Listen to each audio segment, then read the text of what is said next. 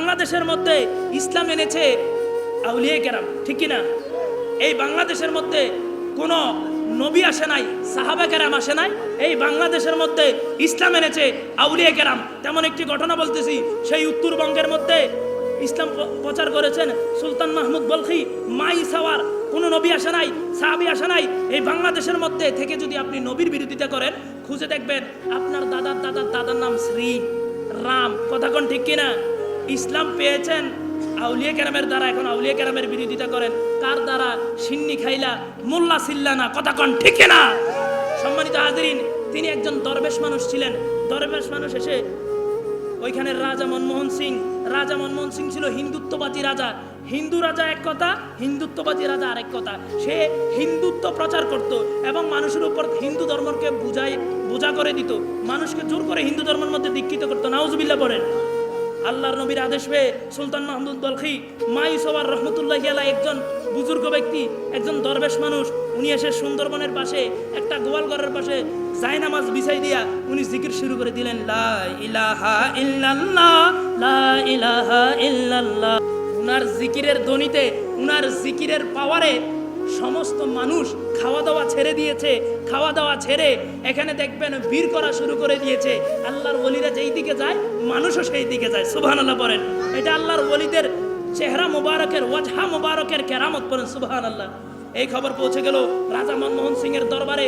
রাজা মনমোহন সিং বলতেছে, কে এই শয়তান? নাউজুবিল্লাহ পড়েন। কে দরবেশ? একে ধরে নিয়ে আসো।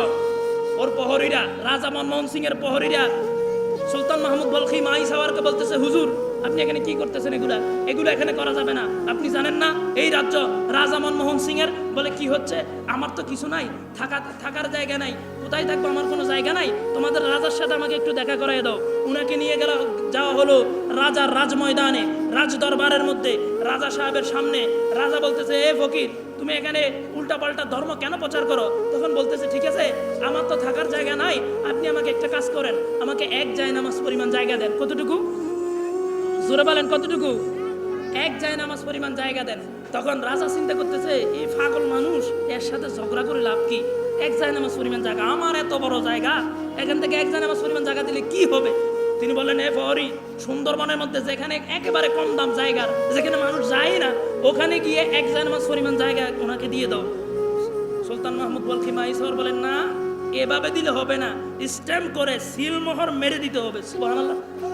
বলে ঠিক আছে, এক জায়নামাজ পরিমাণ জায়গা দেওয়া হলো, সিলমোহর মেরে দিল রাজা। রাজা রাতের বেলা ঘুমাইছে, ঘুমানোর পরে দেখতেছে, কিরে ধুম ধারুম আওয়াজ কিসের? রাজা বের হয়ে দেখতেছে 3 কিলোমিটার দূরে সুলতান মাহমুদ বলখি মাই সাওয়ারকে জায়নামাজ দিয়ে আসছে। সুলতান মাহমুদ বলখি মাই সাওয়ার যখন জিকির করে, ওই জিকিরটা আল্লাহ নামের জিকির করে, আল্লাহ নামের জিকিরটাই হচ্ছে জায়নামাজের খাবার। জিকিরের সাথে সাথে জায়নামাজ বড় হয়, জায়নামাজ বড় হতে হতে 3 কিলোমিটার দূরে থাকে নাই, একেবারে রাজা মনমোহন সিং এর প্রাসাদ পর্যন্ত চলে আসছে। আর যেদিক দিয়ে যাচ্ছে ভোল্টেজার লাগে নাই, অটো ভেঙে চলে যাচ্ছে। বলেন সুবহানাল্লাহ।